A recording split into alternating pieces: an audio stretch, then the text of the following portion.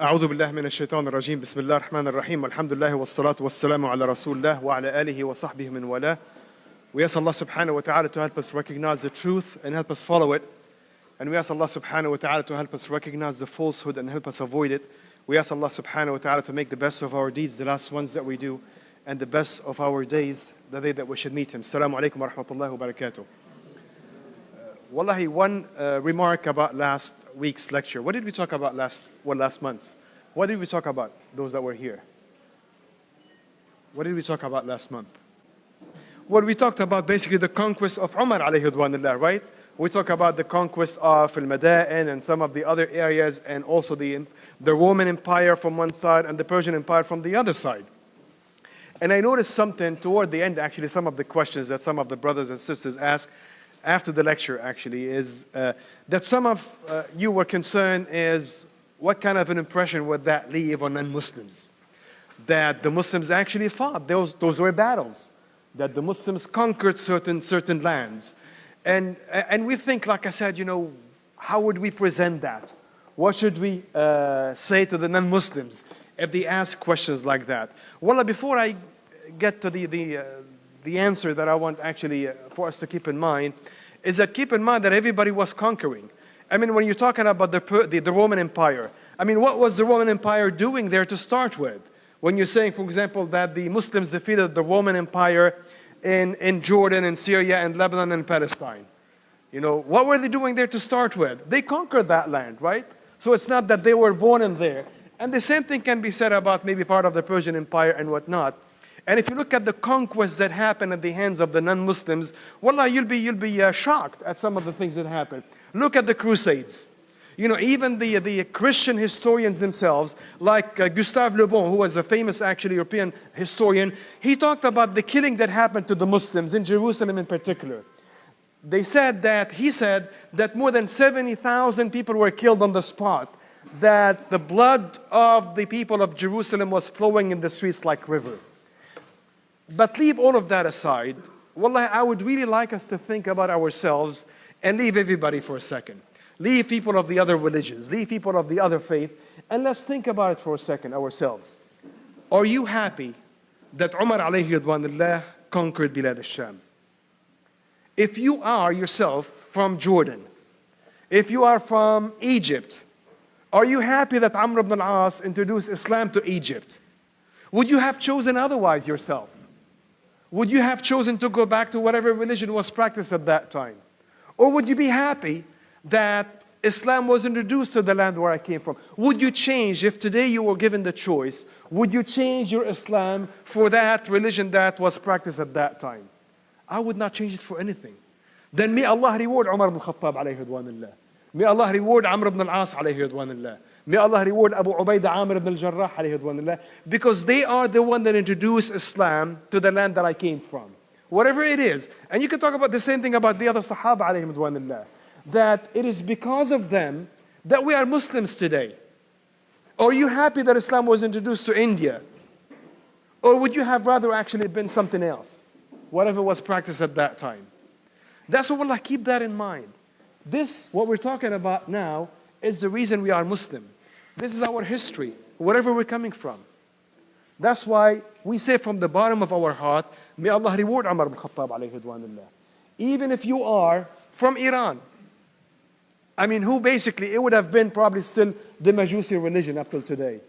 But it was Umar alayhi ridwanullah and the other Sahaba that introduced Islam to whatever it is. That's why we say, may Allah reward them infinitely. Even if you are from Arabia, to talk about the obvious now. Would you rather be worshipping idols if you were given the choice now to go back and to say, well, I'm going to make my own choice and go back to the idols? Or be happy that the Prophet ﷺ spread Islam through the Arabian Peninsula? That's why, Allah, it is good to always keep that in mind. These Sahaba didn't get anything in return. They paid their life for that. They paid their life to convey the message, and it's because of their effort that we are Muslims today. It's because of their effort. So we keep that in mind. No matter what everybody thinks, I would say, Wallahi, alhamdulillah that he did this. Others may not like it. I'm very happy that he did it. Because of that, I'm a Muslim today. Wallah, we keep that in mind. The greatest of the Sahaba. Even if they committed some mistakes, by the way. And the Sahaba were not the Prophet. the Sahaba alayhim ridwanullah were not Prophet Muhammad alayhi salatu wasalam. That's why they could be mistakes, and we will see when we talk about the fitna, by the way, that they were mistakes and they were problems. But that does not cancel the fact that they were great people.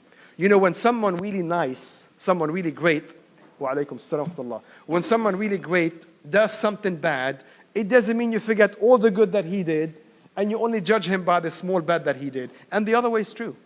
If somebody is normally bad and has done something good, a little bit of good, it doesn't mean automatically now he is the greatest Amir al-Mu'mineen, something like that. So we keep that in mind, wallahi, and we'll go back to the story. I just want to keep that in perspective. Now, Umar ibn Khattab, alayhi ridwanullah, we talk about the conquest, and we went a little quickly over some of the things that happened. Now we come to the death of Umar, alayhi ridwanullah. Now, Umar, alayhi ridwanullah, was aware of a great danger regarding the situation in Medina. Because with the conquest and the widespread of Islam, he was concerned that many non-Muslims will start basically coming to Medina. And with that, this will bring certain belief, certain understanding that may affect the belief of the Muslims. Now keep in mind, when the Muslims start interacting, especially the people that have a weaker faith, started interacting with certain ideas. I mean, it's happening today, subhanAllah, where people get confused sometimes. So he was concerned about the environment of Medina and to keep it in its own purity the way it was by the time of the Prophet ﷺ and Abu Bakr. And because of that, he made it basically not permitted for anyone who is not a Muslim, an adult, to enter Medina. They said unless they're young and for a specific reason. Because he wanted to maintain, again, the environment of Medina in its purity, in its pure form. And he was concerned about basically the whole thing that would happen as a result of that. Because of that, he made that actually prohibited. Not only that, but what concerned him is the grudges and the hatred that some of the non-Muslims actually hold against Islam, particularly those that came from the Persian Empire. That after the Persian Empire basically was destroyed at the hand of Umar, that's really what happened. The Roman Empire was not destroyed at the hand of Umar, even though they were defeated in certain areas, localized area, but the Roman Empire remained. It remained in there, and some people could still be associated with the Roman Empire elsewhere. But as far as the Persian Empire, it was basically finished completely. So some of the people felt basically the grudge and the hatred toward Umar, that he is the one that finished our glorious past and our glorious day, and they have not yet seen the beauty of Islam or appreciated actually the message that has reached them. And because of that, some of them started thinking of plotting against the Islam spread.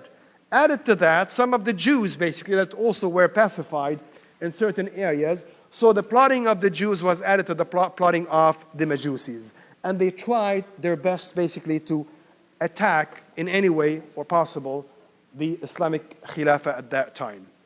And among the people that tried to bring some people basically into Medina was Al-Mughira ibn Shu'bah, alayhi ridwanullah. Al-Mughira ibn Shu'bah first was Amir al-Kufa, and then he moved to Medina. So he asked Umar ibn Khattab, alayhi ridwanullah, if he can bring one person in particular, one of his servants, who was a Majusi, originally a Persian, and his name was Fayruz. And actually his nickname was Abu Lu'lu'ah. Abu Lu'lu'ah al-Majusi, but his name was Fayruz. And he told them that this person, Abu Lu'lu'ah, actually has a lot of good skills. He is a good craftsman, he makes good weapons, and he can be of use, actually, inside Medina. And under the insistence of Al-Mughira ibn Shu'bah, of course, Umar gave in, alayhi ridwanullah. And Al-Mughira ibn Shu'bah, of course, used to hold a lot of hatred, specifically toward Umar. And he was looking for an opportunity, basically, to attack Umar. That's why, and he was seen, actually, before the killing of Umar, preparing a dagger, a double-sided dagger, that he dipped in poison, that he was preparing for something. And when he killed Umar, they found the same thing in his hand. So he thought that the best place or the best time I can get to Umar is in the Salat. Now Umar, alayhi ridwanullah, because he used not to have any guards, and whenever the Salat starts, of course Umar used to lead the Salat, he would go around the lines and he would check if the lines are all, lined up. So he used to be close to the people. And he thought that this will be the time I can basically get to Umar. So on the day, Salat al-Fajr of the 23rd of Dhul Hijjah of the year 23. The 23rd of Dhul Hijjah of the year 23, in Salat al-Fajr, as soon as the prayer started, then he jumped over Umar and he stabbed him 6 times. And people, they just heard that Umar alayhi ridwanullah saying, قَطَرَنِ الْكَلْبِ, that the dog killed me. So they heard Umar alayhi ridwanullah shouting that, and the man stabbed him, like I said, 6 times, and he started running away from crossing the lines of the Muslims, on his way stabbing whoever he could. And they said that he was able to stab 13 of the people in the masjid. More than half of them actually died. Until Abdul Rahman ibn Auf alayhi ridwanullah had some kind of a clothes on him, so he threw it on him, so as he would not be able to stab anybody else. And when Abu Lu'lu'a thought that that's it, he fell in the hand of the Muslims, then he stabbed himself and he died. Umar alayhi ridwanullah, subhanallah, the first thing that came to his mind, he said, he repeated the verse, wa alaykum salam, he repeated the verse, وَكَانَ أَمْرُ اللَّهِ قَدَرًا مَقْدُورًا, that the command or the will of Allah subhanahu wa ta'ala is a fulfilled qadar from him. And he was concerned that the prayer has to be completed, that despite of what happened, the prayer has to be completed. That's why he took the hand of Abdul Rahman ibn Auf alayhi ridwanullah, and he asked him to go lead the prayer. Now the people that are close in there, they knew what happened to Umar alayhi ridwanullah. They saw what happened. But the people in the back, all they noticed is that the voice of Umar stopped. Salat al-Fajr is Salat Jahriya, is an open Salat, is a loud Salat. And they did not hear Umar anymore, so they kept on repeating, Subhanallah, Subhanallah. Until afterward, they heard the voice of Abdul Rahman ibn Auf, then they kept quiet. And Abdul Rahman ibn Auf alayhi ridwanullah then led the prayer. Umar alayhi ridwanullah fainted. And the moment that he woke up, he asked, did the people pray? Subhanallah, the first thing that came to his mind, he said, did the people pray? And he said, there is no Islam for the one who did not, or who forsakes the prayer. And he asked for a water himself while he was still bleeding, and he made wudu, and he prayed the Fajr that he missed. Alayhi ridwanullah.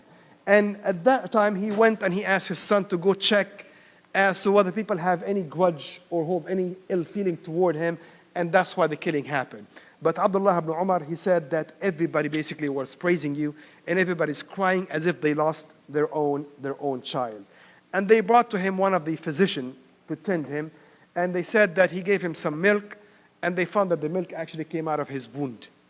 So that's it. That's when the physician thought that this is it. Umar alayhi ridwanullah is dying. And people started crying, and Umar alayhi ridwanullah reprimanded them. And he said, don't cry on me. If you're going to cry, just leave. Haven't you heard the Prophet alayhi salatu wasalam saying that the person who dies will be tortured by the crying of his own family members? And he was concerned, again, about any shortcomings. That's why he said, the only concern that I have in dying is your leadership. In other words, the leadership that you have imposed upon me. I did not want it, and that's really the only concern that I have. That's why he said, I wish I leave this word break even. Without, he says, subhanAllah, he says, Wallahi inni lawadittu anni najawtu minha kifafan la alayya wa la liya. I wish I would leave this word with nothing. Nothing for me, nothing against me. In other words, break even, nothing. As great as he was, alayhi ridwanullah. That's why Ibn Abbas, alayhi ridwanullah, Abdullah ibn Abbas, said to him, he said that, Ya Umar, Wallahi, your Islam was a dignity. He says, لَقَدْ كَانَ إِسْلَامُكَ عِزًّا وَإِمَارَتُكَ فَتْحًا وَلَقَدْ مَلَأْتَ الْأَرْضَ عَدْلًا. He said that your Islam brought dignity to the Muslims. And he says, and when you became a leader, it was a conquest and a victory to the Muslims. And you have filled the whole earth with justice. And Umar alayhi ridwanullah said to him, would you testify to that before Allah subhanahu wa ta'ala? Would you testify to that, Ya Abdullah, Ya Ibn Abbas? And Ali ibn Abi Talib alayhi ridwanullah, he said to Ibn Abbas, say to him yes, and I will be a witness with you on that. Ali alayhi ridwanullah, that I will be witness to the great achievements of Umar alayhi ridwanullah. And then he asked his son, Abdullah ibn Umar, to pay his debts. And he told him that when I die, go and talk to al-Mu'mineen, Aisha alayhi ridwanullah. Now, where was the Prophet buried alayhi salatu wassalam? Where was he buried? In the house of Aisha. She was still living in that house. I mean, when you're talking about a house, it's a room basically. And Abu Bakr as-Siddiq was buried next to the Prophet alayhi salatu wassalam, also in the house of Aisha alayhi ridwanullah. So Umar told him that don't ask her now, because I don't want it to be taken out of, haya from her. I don't want her to give me something out of embarrassment, but only when I die. You go and ask her that Umar asked you. And don't say Amir al-Mu'mineen asked you, because I'm not Amir al-Mu'mineen anymore. And he said to her that my father, Umar alayhi ridwanullah, would like your permission to be buried next to his two companions, next to the Prophet alayhi salatu wasalam and Abu Bakr as-Siddiq. Aisha alayhi ridwanullah, she was crying bitterly because of that. And she said, Wallahi, I was hoping to be buried myself in there, but I will give it to him over myself. Subhanallah. Despite the fact that you would think buried next to the Prophet. I mean, what could be greater than that, right? You would think. But she said, still, I would favor him over myself. I would give him that spot to himself. And interestingly said, of course, she was living in that house, of course, in her own house, uncovered. They said what Umar was buried in there, she started putting actually the hijab on, even when she's in her own house, out of respect and regard to Umar ibn Khattab, because he was buried in that room. And then Abdullah ibn Umar told him, before he died, that my father, why don't you appoint a successor? Appoint somebody to be your successor. And Umar said, I don't want to appoint a successor. It's enough for me, the responsibility of my own leadership, for me to bear the responsibility of somebody else's leadership as well. That's why he said, I don't want to do that. But Umar actually, Abdullah ibn Umar tried to sway him. He said, if you were to send for one of your leaders, wouldn't he appoint someone in his absence? And he said, yes. He said, then why don't you appoint somebody when you go meet Allah subhanahu wa ta'ala? And Umar alayhi ridwanullah said that he was really distressed by that. Like he was going already through a pain. I mean, somebody's dying in here, through all of that.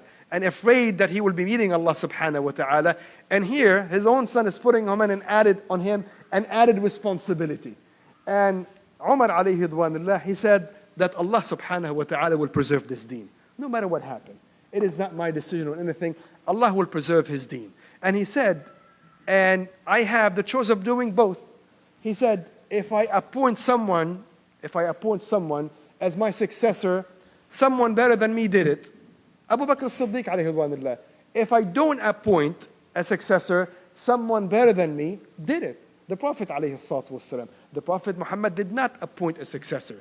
That's why when he said that, they understood that what he was going to do. That he will not appoint a successor.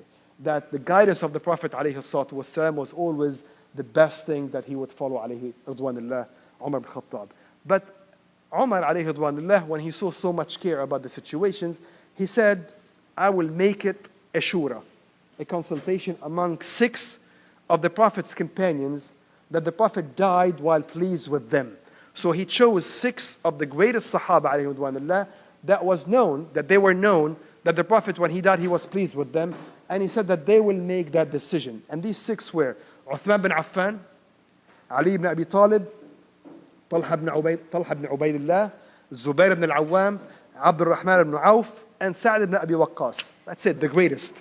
There's nobody like them. And he said that these people will choose one of them among them. And he said that Abdullah ibn Umar, his own son, will be there, but he will be there as an advisor, not as part of the decision maker. Al-Mughira ibn Shu'bah alayhi ridwanullah, he said that, Ya Amir al-Mu'mineen, why don't you appoint him as your successor? Abdullah ibn Umar. Umar al-Khattab alayhi ridwanullah says, Qatalak Allah, may Allah kill you. He says, it is enough to have one person from Banu al-Khattab accountable before Allah subhanahu wa ta'ala for the leadership, for me to bring another one. He said, you said that basically only seeking something bad. So Umar ibn Khattab alayhi ridwanullah said that Abdullah ibn Umar, his own son, Abdullah ibn Umar, by the way, is one of the greatest Sahaba. And he was known to be even a great scholar among the Sahaba alayhi ridwanullah. So he said that Abdullah ibn Umar will be with them as an advisor, but not as part of the voting or the decision making or anything. So he will not be part of that. He made that very clear to them. And he asked Abu Talha al-Ansari, he said that you take 50 soldiers and you guard the place where they were meeting. So wherever Abdullah ibn Umar and the other 6 will be meeting, you will stand outside and you will not let anybody go inside. Nobody was to join them. The decision has to be strictly theirs, and nobody actually was to join them. And they told them, after the discussion, they said that most likely the leadership will be among one of 3. That it would be, of course, most likely Uthman bin Affan, Ali ibn Abi Talib, or Abdul Rahman ibn Auf. So most likely it will be that. And Umar alayhi ridwanullah said, when they left, he said لو ولوها الأجلح. الأجلح was Ali radiallahu anhu. Why was he called Al-Ajlah? Al-Ajlah is the one that starts losing, has a receding line. It's called Al-Ajlah. And that's how Ali alayhi ridwanullah was. So he said that if they appoint Ali, it would have been better. In other words, clearly indicating that his choice would have been Ali. But he did not want to make the decision himself. He did not want to bear the responsibility of actually choosing the leader as an excuse before Allah subhanahu wa ta'ala. So he said that Suhaib alayhi ridwanullah, Mawla bin Jad'an, would lead the prayer. He would lead the prayer until a decision is made. So he made sure everything is in order. Suhaib alayhi ridwanullah would lead the prayer, and Abu Talha al-Ansari alayhi ridwanullah will take 50 soldiers, and he would guard the place to prevent anyone from joining them. And the inside, of course, is the 6 people, which are the people of the Shura: Authman, Ali, Talha, Zubayr, Abdul Rahman ibn Auf, and Sa'd ibn Abi Waqqas. However, Talha ibn Ubaidillah, he was not present at that time. He was in Bilad al-Sham, so he was not part of the 5, part of the Shura Council. And the Shura Council included only the remaining 5. And he said to them that after 3 days, you have to make a decision. So you have up to 3 days to come up with a decision. I mean, the consultation cannot go on forever. And he said, if after 3 days, let's say originally we have 6, right? I mean, Talha was not known to be absent at that time. He said, these 6, if 5 of them made a decision and 1 of them opposed the 5, then you killed that one. Even if he's one of those great Sahaba alayhim ridwanullah. He said, if you have 4 and 2 of them oppose them, you kill the 2. He said that actually to Abu Talha al-Ansari, that watch what's happening. If after this, consultation and everything, 5 came to a unanimous agreement, and 1 of them was opposing, you kill that one. Whoever that one is. If 2 of them oppose, you kill the 2. If they were 3 and 3, he said, let Abdullah ibn Umar decide. Which one? He said, if Abdullah ibn Umar, if they refuse the decision of Abdullah ibn Umar, then you look at the side that has Abdul Rahman ibn Auf, and you kill the other 3. Indicating that Umar alayhi ridwanullah was very careful to prevent the fitna from happening. Because that could basically destroy everything. That's why he was really careful. And keep in mind here, by the way, these 5 that are meeting, this is not like what you hear sometimes, some of the masajids board fighting over power. These are the greatest a human being can be. These people are the greatest, that's it. It doesn't get greater than that. So the sincerity, the honesty, the care about Islam is all present in these. That's why their consultation decision is something that was actually to be credible. But Ali radiallahu anhu, of course, he would have preferred Ali, but he did not want actually that decision to be made by him. Now what happened in that? Of course, Umar alayhi ridwanullah, about 3 days later, he died. And let me see the days actually, the day. Anyway, about 3 or 4 days later, Umar alayhi ridwanullah died. And Suhaib alayhi ridwanullah is the one that led the salat. Then Al-Muqtad ibn Amr alayhi ridwanullah gathered the people of the Shura, the 5 people plus Abdullah ibn Umar, in the house of Al-Musawwir bin Makhrama. And there were these 5. Anyone can tell me the 5 again, without looking at a note or anything. What are the 5 that met? Sa'd ibn Abi Waqqas. What? Talha was absent, actually. He's the only one that was absent. Zubayr ibn al-Awwam, Uthman, Ali, and Abdul Rahman ibn Auf, alayhi ridwanullah. So they met in there. And then, again, Talha ibn Ubaidillah was absent. Then Abdul Rahman ibn Auf, alayhi ridwanullah, stood up and he said to everybody, he said, would you agree? He said that I will be out of it. I don't want to be one of the candidates, so to speak. I'm going to be out of it. However, would you accept any decision that I make? So would you accept that I step out of it, but you will take the decision that I make, and I guarantee you that I will not choose someone that is related to me or that I can get any benefit from. And of course, they all agreed to that, alayhim ridwanullah. They would not doubt each other's intention. So he took Ali ibn Abi Talib on the side, and he said to him that, Ya Ali, it is clear that you are the closest to the Prophet alayhi salatu wassalam. You are one of the greatest Muslims. You have offered Islam so much, and you deserve the leadership. But if you were to choose someone other than yourself, who would that person be? He said, Authman, alayhi ridwanullah. And he went to Authman ibn Affan, and he said the same thing, that, Ya Authman, You are the son-in-law of the Prophet twice. You have done this. And he started reminding him of his great achievements. And you deserve the leadership. But if you were to choose someone other than yourself, who would that be? He said, Ali, radiallahu anhu. And then he went to Zubair ibn al-Awwam. And he said the same thing to him as he said to the other one. You are great. You deserve the leadership. You're the cousin of the Prophet alayhi salatu wasalam. If you were to choose someone, who would that be? He said, Ali. So now we have two Ali and one Uthman.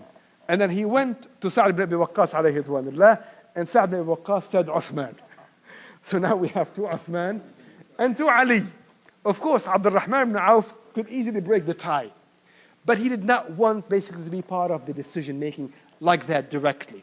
That's why what he did, Abdul Rahman ibn Auf, he went around Medina and he started consulting with the Sahaba of the Prophet alayhi salatu wasalam, getting their opinion between Uthman and between Ali. And he found out that most of them actually supported Uthman. But in the process, a big, argument was about to happen. That's when Sa'd ibn Waqqas alayhi ridwanullah said, Ya Abdul Rahman, hurry up and make a decision. We're not going to keep arguing. It's going to get out of hand. That's when Abdul Rahman ibn Auf alayhi ridwanullah, he brought Ali and Uthman together. And he said basically to them that whichever one will be chosen, I want a pledge from you that you will follow the guidance of the Prophet alayhi salatu wasalam, and that of Abu Bakr as-Siddiq alayhi ridwanullah, and that of Umar. And they agreed on that, and then he asked Uthman ibn Affan to stretch his hand, and he gave him the pledge. And with that, everybody gave the pledge to Uthman ibn Affan, including the others that have chosen to Ali. Everybody unanimously gave the pledge to Uthman ibn Affan, alayhi ridwanullah. And when Talha ibn Ubaidullah came from out of town, he asked, what have they decided? All five of them. They said all five of them decided and pledged. They gave the bay'ah to Uthman ibn Affan. Then he followed that, and that's exactly what he did, alayhi ridwanullah. And this was toward the end of Dhul Hijjah of the 24th after the migration, when the bay'ah of Uthman alayhi ridwanullah was given. Who was Uthman bin Affan alayhi ridwanullah? Uthman bin Affan, his name actually is Uthman bin Affan ibn Abi al-As bin Umayyah bin Abd Shams bin Abd Manaf.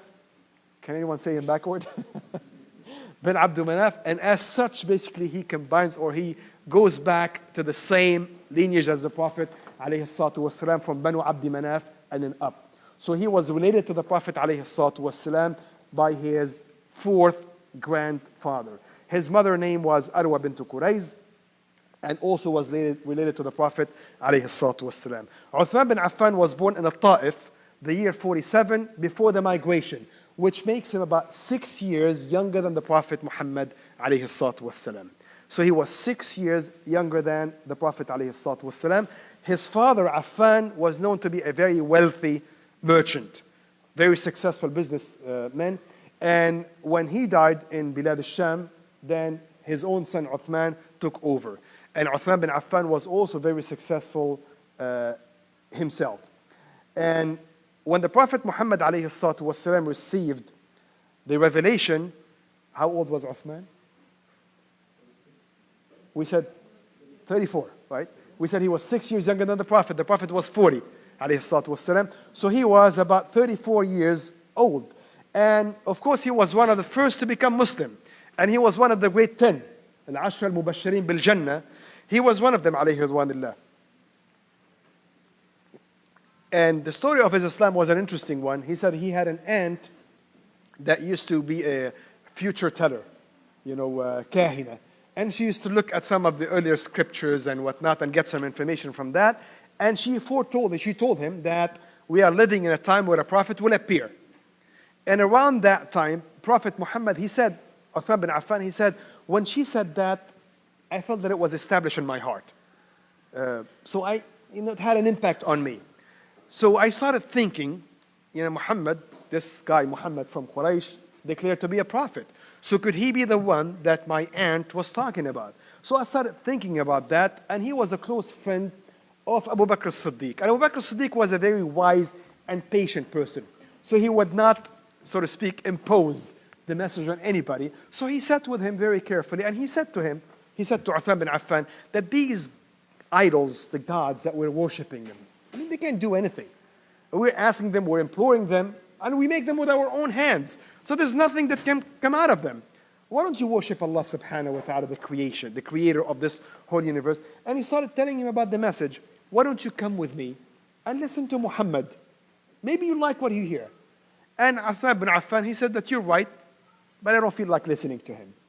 And I said that one day, the Prophet ﷺ was passing by in a place close to where Uthman was sitting. Then Abu Bakr as-Siddiq went and whispered something in his ears. SubhanAllah, interesting, like you and I would do sometimes.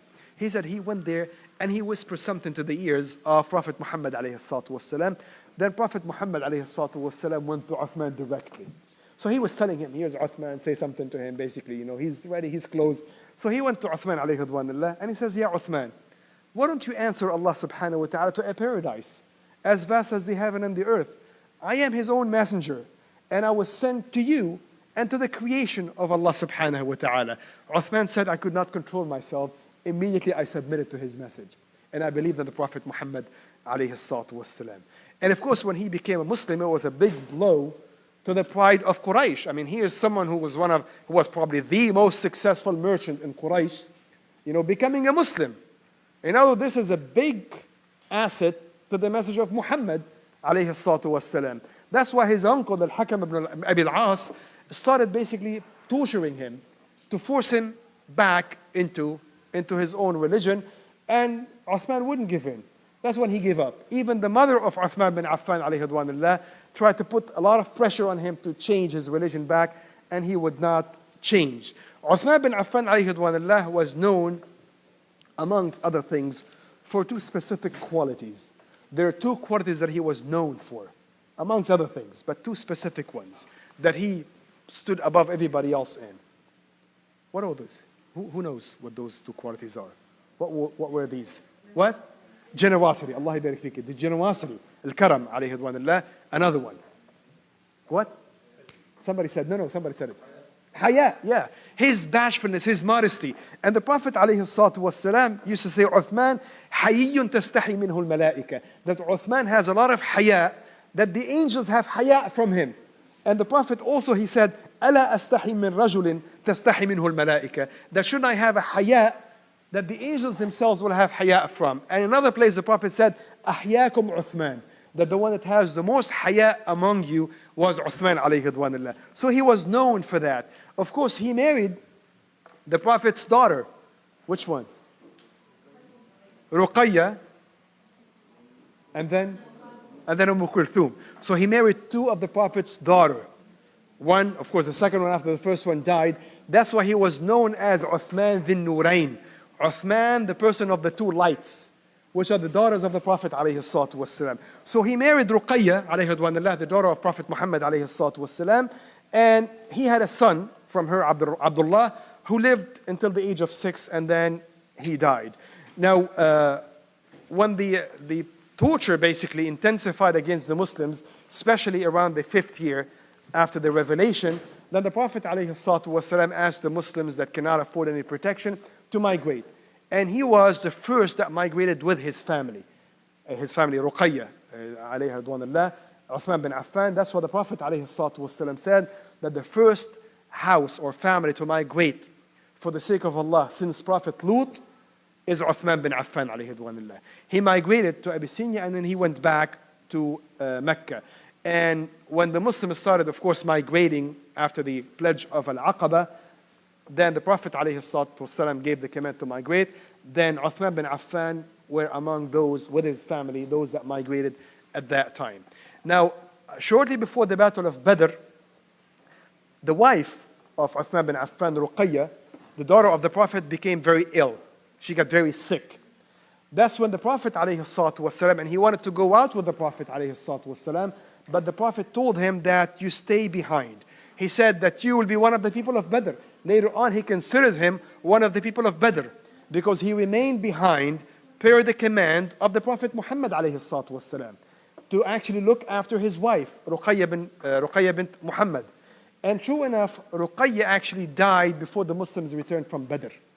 So that's why Uthman bin Affan did not go out and participate in Badr, because the Prophet asked him to stay behind because he was watching over Ruqayya. And the Prophet ﷺ even gave him a share of the booties of Badr, like all the soldiers that were with him, because he was meant actually to go in there. And then after, of course, not long after that, then Uthman bin Affan married the second daughter of the Prophet ﷺ, Kulthum. Subhanallah, yani how great must he be for the Prophet to give him two of his daughters?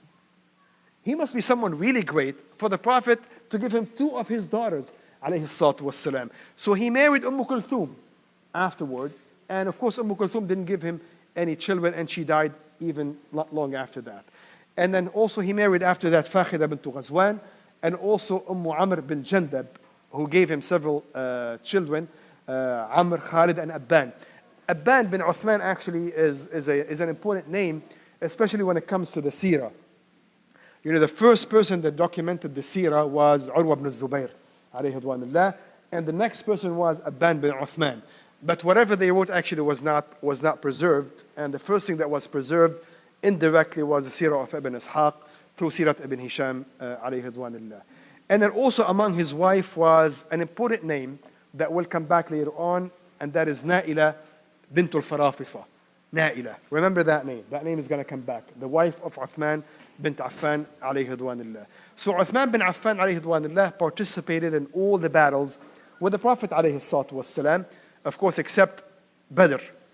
And on the 6th year after the migration, when the Prophet, alayhi salatu wassalam, went to the Hudaybiyah, went to perform the Umrah with the Sahaba, then at that time, of course, Quraysh tried to stop them.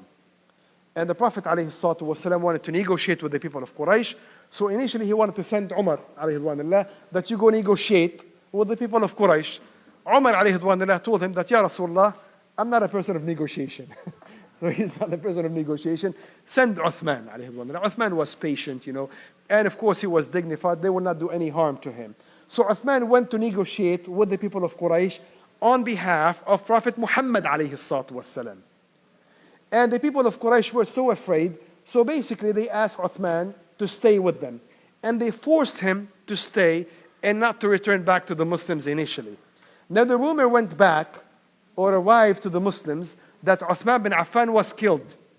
So the Prophet ﷺ, in seeking revenge for the killing of his own messenger, Uthman alayhi ridwanullah, he asked the Sahaba that were with him to give him pledge to die, fighting to seek revenge for those for the killing of Uthman alayhi ridwanullah. And everybody gave him the pledge, and the Prophet put his blessed right hand, and he said that this is on behalf of Uthman. So the right hand of the Prophet ﷺ was the hand of Uthman, and as such it was greater than all the other hands that gave the pledge to Prophet Muhammad ﷺ. And of course afterward, it turned out to be a rumor, and that ended up as the Hudaybiyah Treaty. You go back, this actually is posted online, we covered it, the Hudaybiyah Treaty and what happened afterward. Interestingly, there's a story mentioned by Bukhari that a person actually came from Egypt, and he went to Mecca, and he found some people sitting, and there was an old man sitting in there. He asked, who is that man, that old person? They told him that this is Abdullah ibn Umar, alayhi ridwanullah, the great companion of the Prophet alayhi salatu wassalam. So that man came to Abdullah ibn Umar before everybody else, and he started asking him a question. Sometimes people ask questions not with the clearest intention, to prove a certain point. So he said, I ask you 3 things. Answer me. Uthman bin Affan did not participate in Badr. Isn't that right? And Abdullah ibn Umar, he said, yes. Uthman bin Affan did not participate in Badr. The second thing, he says, Uthman bin Affan ran away the day of Uhud. Isn't that correct? Abdullah ibn Umar, he said, yes. He ran away the day of Uhud.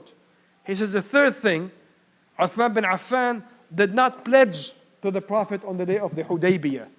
Isn't that correct? Abdullah ibn Umar said, yes. Then the man said, Allahu Akbar. That's it. It proves a point. SubhanAllah, people have hatred in them. And Abdullah ibn Umar, he said, slow down. Uthman bin Affan did not participate in Badr because the Prophet asked him not to do that, to look after the daughter of the Prophet. But the Prophet considered him one of the Badriyin, one of the people of Badr. That's why he gave him a share. The second thing, Uthman bin Affan ran away the day of Uhud, like the other Sahaba did, And Allah subhanahu wa ta'ala mentioned in the Quran in Surah Al Imran that Allah forgave them. It's mentioned over. Go back again to the Battle of Uhud that we covered. That Allah subhanahu wa ta'ala says that He forgave them. He says the third thing, the day of Hudaybiyah, Uthman did not give the pledge because the whole Hudaybiyah was for his sake.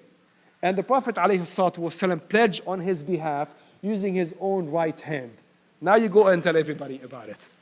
After you came, saying that, alhamdulillah, now I know the truth. Now you go and then tell these things to the other people and not what you said earlier. Yes? When Affan ran in the was it with the archers or with that first 300 No, when the chaos happened, people started dying, A lot of the Sahaba ran and then they came back afterward, and he was one of them. He was one of them. But the point here is that Allah subhanahu wa ta'ala says in Ali Imran twice that afa anhum. And Allah subhanahu wa ta'ala says, even to the Prophet alayhi salatu wasalam, He says, wa'afu anhum wastaghfir lahum. That even you seek forgiveness to them, that, and ask Allah to forgive them and pardon them. So if Allah actually forgave them, then who's going to hold it against them? So when the Prophet alayhi salatu wasalam, another thing to show the greatness of Uthman bin Affan alayhi ridwanullah, when the Prophet ﷺ started preparing for Tabuk, when the Muslims were leaving, and the army of Al-Usra, it was called Jaysh Al-Usra, and the Prophet ﷺ said that whoever provides for the army of Al-Usra, he will have Al-Jannah. And the one that provided for that, of course, is known to everybody to be, who else? Uthman alayhi ridwanullah. They said that Uthman alayhi ridwanullah provided 950 camels loaded with provisions, and 50 horses, and 1,000 dinars. And he gave it all to the Prophet ﷺ. That's why the Prophet ﷺ said, مَا ضَرَّ عُثْمَانَ مَا صَنَعَ بَعْدَ الْيَوْمِ. That Uthman will not be harmed after what he did today. After what he provided, nothing will hurt Uthman. And subhanAllah, he's done something similar to that during the Khilafah of Abu Bakr as-Siddiq alayhi ridwanullah. What happened, it was a time where there was drought and poverty, and the Muslims basically had nothing. And Abu Bakr as-Siddiq alayhi ridwanullah said that Allah subhanahu wa ta'ala will bring relief. Then a few days later, then a big caravan, 1,000 camels, loaded with provisions, with food, 1,000 camels, came and parked by the door of Uthman bin Affan. Then all the businessmen, the merchant, went to Uthman bin Affan trying to buy something so they can sell it with a higher price and make good money. They told him, give us what you have, we'll give you double what you paid for. So if you give us this caravan, whatever you paid for, we'll give you double. And he said, I have someone who's paying me more. They said, we'll pay you 3 times. He said, I have someone who will be paying me more, who offered me more. They said, we'll give you 4 times. He said, still, I have someone who offered me more. Well, they said, well, we are the business people. There's nobody else. Who offered you more and how much? He said, Allah subhanahu wa ta'ala. He promised me at least 10 times. This whole caravan is for the sake of Allah subhanahu wa ta'ala. And he distributed all to the poor people and the needy of Medina. That's how generous he was. Subhanallah. I mean, think about that. It's like saying, 1,000 trailers today. Big trailers worth merchandise, all for the sake of Allah subhanahu wa ta'ala, without even blinking about it. But doing it actually happily, so long as it is for the sake of Allah alayhi ridwanullah. Of course, among his great achievements, he's the one that actually suggested to Umar to start basically developing books of records and whatnot. And he is the one that suggested actually for the year of Al-Hijrah to be started with the month of Muharram. The period of his Khilafah started as a great period, a continuation of what happened in the time of Umar alayhi ridwanullah. A period of conquest and victory, the first 10 years. Until toward the end, it was the most troubled period probably in the life of the Ummah, and that's when the big fitna happened, which inshallah we'll cover both parts inshallah starting next week or next month. Walhamdulillahi Rabbil Alameen wa jazakumullah khair. Well, that's a good question, Why do we not have much information? Fatima definitely is the one that survived the longest. She's the only one that lived beyond the Prophet ﷺ. So the earlier ones died at an earlier age. That could be one factor. That may actually have been one factor. But why specifically, I don't know. Wallahi, I don't have an answer to that. No, they did not. And even Fatima herself did not narrate that many ahadith because she didn't live long after the Prophet ﷺ. Versus Aisha, who survived him for many years, or Abdullah ibn Umar. And you'll find that those that narrated most of the ahadith are those that lived the furthest after the Prophet ﷺ. I mean, obviously it makes sense. That's how they were able to narrate actually that many ahadith. First of all, Umar did say that. Umar did say that. What his intention behind it, of course, you don't know, what his intention. But Umar alayhi was really careful. And I think this probably was the strong message. That, of course, these Sahaba will not be killed.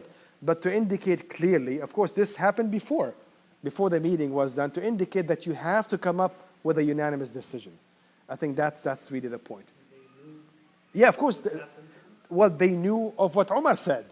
They heard of what Umar said, but of course, excuse me, they were up to the challenge, alayhim ridwanullah. They were up to the challenge. That's why they did not differ. So anyway, you can say that this was a hypothetical decision, maybe, something like that. Alayhim ridwanullah. No, but he went out. Nobody can go in. Whenever they're sitting together to decide, that's a good question. Whenever they were sitting inside to decide and consult, nobody's to join them. So nobody's to influence the decision that is made inside. It was only these 5 plus Abdullah ibn Umar. Jazakallah khair. He married the daughter of Umar and the daughter of Abu Bakr. He married the daughter of Abu Bakr and the daughter of Umar. Not Uthman. No, Uthman married the daughter of the Prophet. So, and of course, Ali married the daughter of the Prophet, which means that all 4 of them were related to the Prophet ﷺ, either through marriage or through blood. The 4 Al-Khulafa al-Rashidin alayhim ridwanullah. Interestingly, the story of the marriage of Hafsa alayhi ridwanullah, the daughter of Umar alayhi ridwanullah, she was a widow. Her husband died, and Umar was looking for a husband for her. So he went to Uthman, and he offered, after Ruqayya had died, and he offered his own daughter Hafsa to Uthman. And Uthman said, he didn't like her. Yeah, subhanAllah, maybe for some reason he didn't find her attractive, or for whatever reason, He did not want to marry her, And of course, Umar felt upset, I'm offering you my daughter. So he went to the Prophet ﷺ, Ya Rasulullah, I offered my daughter to Uthman, and he said no. And the Prophet ﷺ said that Hafsa will marry someone greater than Uthman, and Uthman will marry someone greater than Hafsa. Uthman married the daughter of the Prophet, of course, and Hafsa married the Prophet himself, alayhi salatu wasalam. Somebody else had a question there. Yes? Yes. Wallahi, jazakallah, that's a good question. And I think sometimes getting into an argument would lead nowhere. I think the best thing that we can do is to learn about the Sahaba ourselves. At least we have to start with that. You don't want to respond to a prejudice by another prejudice. I think it is good for us to learn about our history, based on the authentic sources, by the way. I mean, I'm going to get, now, so far, I think everything is nice and smooth, but it's going to get really troubled when we get to the parts about the fitna, as to what happened. That's why, inshallah, I'll try to quote a lot of my references as to where they came from, and the credible ones. We'll try to base it on the credible, actually, resources, and then why you can discredit some of the narrations. We can talk about that. And I think trying to discuss it, how should I say, in a more academic way, without basically getting too much into it. But sometimes people, no matter what you say, they're going to hate somebody. And you can't change that. That's why discussing or arguing with them would lead nowhere. Would lead to nowhere. That's it. And in that situation, I would say avoid any argument. Avoid any argument. And by the way, subhanAllah, we can accommodate what they believe in. We love Ahl al-Bayt. To us, Ahl al-Bayt, everything else being equal, Ahl al-Bayt are better than the others. And we believe that Ali ibn Abi Talib alayhi ridwanullah is one of the greatest Sahaba, and the Prophet said that anyone that hates you is a hypocrite. We believe in that. We love Fatima alayhi ridwanullah. She was one of the 4 greatest women that ever lived. And we believe that loving Ahl al-Bayt is a means to get closer to Allah subhanahu wa ta'ala. We love them. We don't have any problem with that. But the problem is that sometimes, unfortunately, they will have problem with the Sahaba, and they cannot accommodate you as such. Again, like I said, if we leave the discussion, inshallah, until we get to that part, hopefully some of the questions will be answered. And that's why we're talking about that, by the way. I think these Sahaba, alayhim ridwanullah, when somebody has put their life basically for the message to reach you, I think the least we can do is to try to purify their image, to clean their image.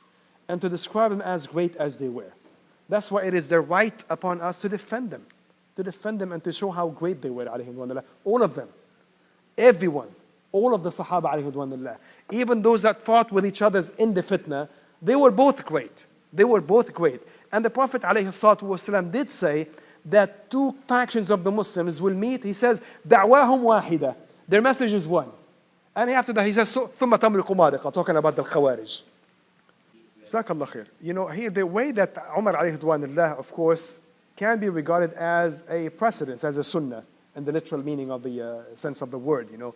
So here we have three ways by which a leadership is chosen. The Prophet ﷺ did not appoint someone, even though he indicated that the greatest was Abu Bakr as-Siddiq, but he did not appoint Abu Bakr. Abu Bakr as-Siddiq did appoint someone, specifically Umar alayhi ridwanullah. Umar alayhi ridwanullah used a third approach, appointing actually a body, a council, that would choose the leader, which means that choosing the leadership is left to be determined by whatever actually the people see the fit, the best way to do that. So you don't have to specifically adhere to one particular way. Here we have three different ways. You have three different ways. You can choose all three of them, any of these three, and all of them would be valid. What is the best way? This is what goes into the siyasa shar'iyya or something like that. That the means normally are, the general means are permissible, so long as they take into account, you know, the credibility of the person and the opinion of the people.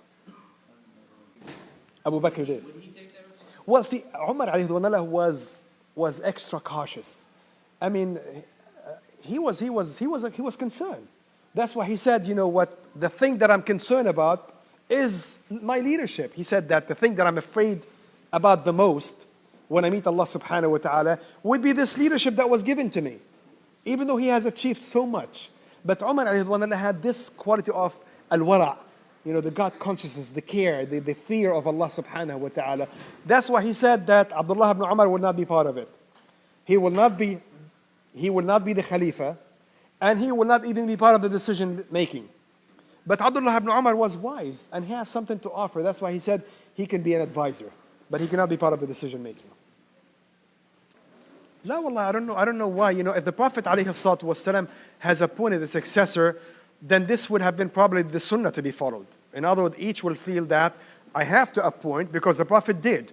But the fact that the Prophet did not left it more open with more choices. Yeah, that the fact that the Prophet did not appoint, it doesn't mean that you cannot appoint. But if the Prophet appointed, then it would have been taken as a sunnah that this is the way to be done. Wallahu a'lam. Yes, but the Prophet still did not. I mean, the Prophet did say, I mean, that's what Umar said, you know, when they were trying to decide in Saqifat Banu Sa'ida, that who should we choose? Umar said, well, Abu Bakr as-Siddiq is the one that the Prophet chose to lead you in the salat. Would any of you lead Abu Bakr as-Siddiq? I mean, the Prophet appointed Abu Bakr to lead the salat. That's one of them. The other thing, actually, a woman, actually, the year before the Prophet's death, she came and she said, Ya Rasulullah, you know, if I come back next year and I don't find you, and the Prophet said, you ask Abu Bakr. And of course, the hadith of the Prophet indicating that the greatest among all the Sahaba was Abu Bakr. But still, with all of that, the Prophet did not appoint Abu Bakr as a successor. But the Prophet did clearly indicate that he was the greatest of them all. Wallahi, and I think, like I said, the Quran is sufficient. You know, when Allah subhanahu wa ta'ala mentioned twice that Allah forgave them, and He even asked the Prophet alayhi salatu wasalam, فَعْفُوا عَنْهُمْ وَاسْتَغْفِرْ لَهُمْ وَشَاوِرْهُمْ بِالْأَمْرِ, that you forgive them and you ask Allah to forgive them. And Allah has forgiven them. And I think that there is sufficient. That is sufficient of an argument where Allah subhanahu wa ta'ala said it very clearly with a clear conclusive text that Allah, after Allah mentioned that they disobeyed the Prophet. So He mentioned that they disobeyed the Prophet, but yet Allah said that Allah forgave them. That's why it ended in there. And this was reflected in the way the Prophet treated them. Of course, the Rumat, some of them, those that stayed behind, were killed, but the rest actually were there. But Allah subhanahu wa ta'ala still forgave them, alayhi salatu wassalam. You know, and the way He did not hold any grudge, so to speak, in the treatment. Not only that, but interestingly, the Prophet ﷺ did not even want them to dwell on a negative experience. That's why shortly after the Battle of Uhud ended, the Prophet ﷺ gathered them to go back into Ghazwat Hamra al-Asad, to try to follow the forces of Quraysh, anyway, for the last impression to be a positive one. And even afterwards, so people will not pair Uhud with a defeat, the Prophet ﷺ used to say, Uhud, جبل نحبه ويحبنا, أو جبل يحبنا ونحبه. That Uhud is a mountain that loves us and that we love. So as not to leave room for that negative connection or association of that event. Jazakumullah khair. Yes. One last question. No, not after the Ghanaim. Well, they look after the Ghanaim, they thought the battle was finished. But when they ran away, when the big chaos happened, when the killing started, Khalid al-Walid came from behind and the killing, and it was, a chaos. And it even happened in the Battle of Hunain, when after that they came back. Khair inshallah. Jazakumullah khair walhamdulillah rabbil alameen.